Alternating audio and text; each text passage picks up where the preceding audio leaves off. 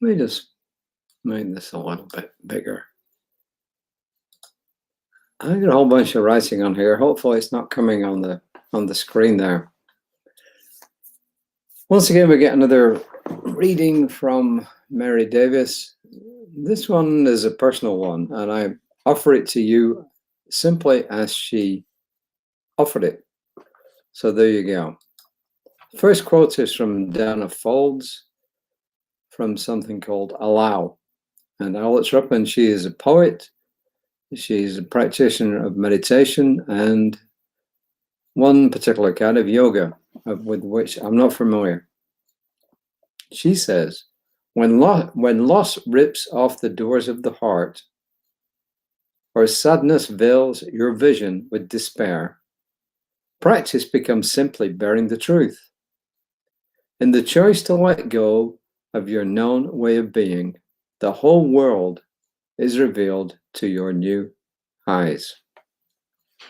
And this is what Ernest Holmes says in, once again, 365 Science of Mind. This one on page 153.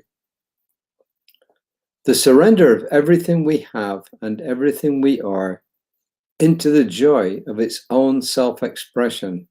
This is the way God gives. This is the way we should give.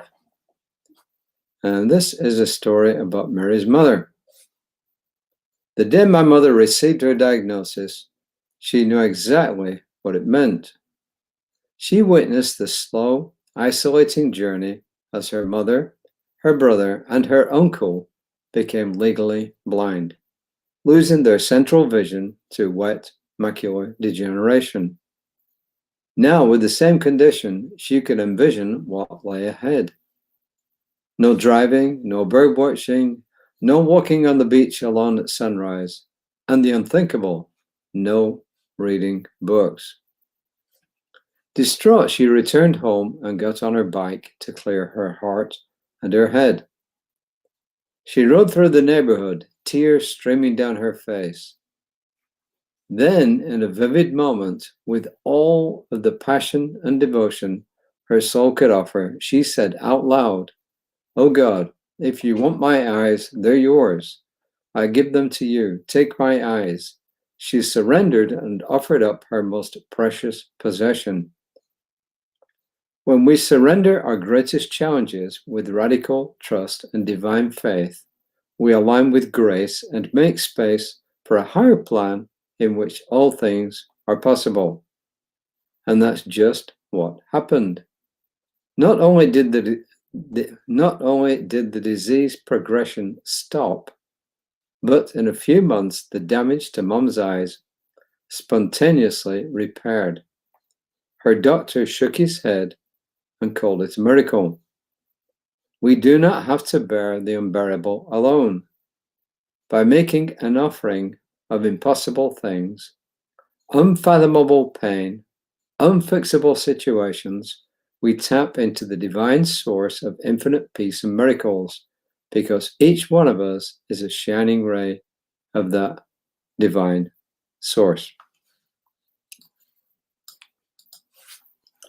So what do I make of this? Well, I honestly believe that pretty well all things are possible. And when I say pretty well, what I mean is that anything that we can conceive that doesn't contradict law, the laws of the universe, then it's possible. Is some of it likely or not? Maybe not, but it's always possible. There's lots and lots of examples around the world of people enjoying miracles. Why did Mary's mother experience this miracle?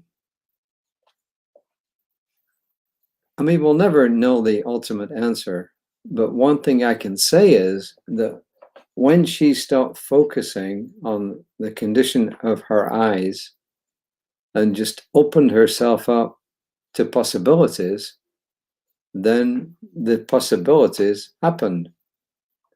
Everything comes down to what we truly believe, what we believe is possible. And when we let go of resistance, then lots and lots of things can happen. Our energy changes, the way we look at the world changes, and the possibilities that can come flooding into us, they also change. So belief and letting go of resistance are really the two keys to what can happen. I really don't have a lot more to say right now. I'm going to give some more thoughts of this actually, because as I said, I truly believe all things are possible. You know, I've read about miracles that have happened at places like Lourdes and so on, and they happen. You know, when belief is strong enough, anything is possible. There's an old expression, with God, all things are possible. With the divine, all things are possible. So I truly believe all things are possible. And I believe as we more and more do our spiritual work, then guess what happens? Our belief in what is possible increases. And as it increases, then miracles happen. And I guess at another level of existence, they're not miracles. They're simply the fact that we are following some divine law that we don't completely understand. That we know that when we put something into the divine mind, the universal subjective unconscious mind, if you like, with passion, with belief, then miracles happen. So that's it. So do your spiritual work. That will be my response to all of this. The affirmation is really way long. I'll read it out to you. It's written down there and you can take it as you wish. I was thinking of reconstructing it, but I thought, well, I'm just going to put it out there and let you read it. I mean, it's not something I would use only because it's too long.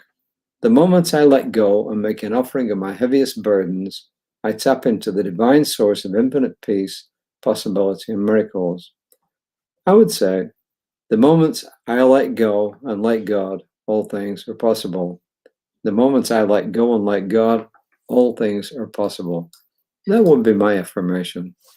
Or the moments I let go and let the divine, all things are possible, if you don't like the expression God. But to me, it's a good expression. If to you it's not, that's okay, because we all have got different experiences as we go through life. I'll be back tomorrow. Let me see. I have to really figure out when I'm going to do my reading tomorrow, because I've got a meeting out of the house tomorrow, which means I have to leave at 4:30. I got meetings going on from 6:30 in the morning until like 2:30 in the afternoon. And then, so I don't know what I'm going to do it, but I promise you this, I will do it. It'll either be mid to late afternoon, or it will be in the evening after I've taught my class, which starts at 7 and ends at 8:30. So we'll just see. But I will be back tomorrow at some stage in the proceedings. And Reverend Lisa will be on tomorrow at, I think, about 9 o'clock, 9:30, somewhere in that, AM, of course. So until then, just take care of yourselves. Remember, you are a very special person, because nobody in the whole universe can do exactly what you can do. Rumi said that you were brought into this world to do a special task. I would say you're brought into this world for a special purpose, and only you know what that purpose is. And it's not necessarily preordained. It's something that develops as you develop through life. You got unique talents.